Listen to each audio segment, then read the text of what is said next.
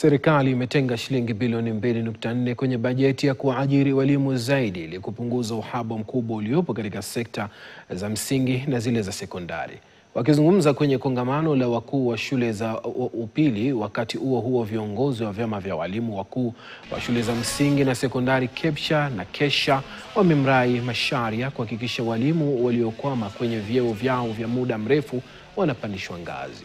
Wamedai kuwa hali hiyo imedhoofisha ari ya walimu kazini. Hata hivyo, Macharia amesema nafasi za kupandishwa vyeo zitatangazwa.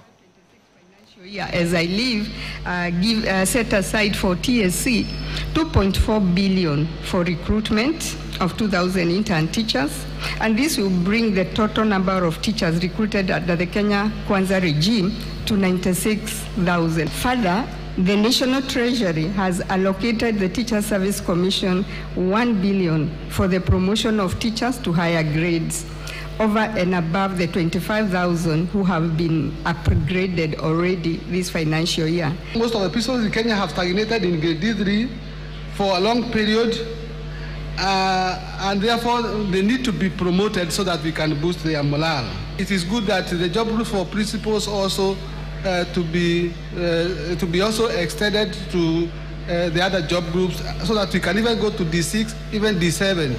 Walimu wa comprehensive schools heads wametufurahisha kwa kazi yao.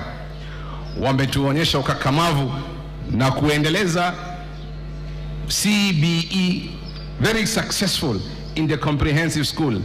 Waswahili wasema madam chanda chema huvikwa pete.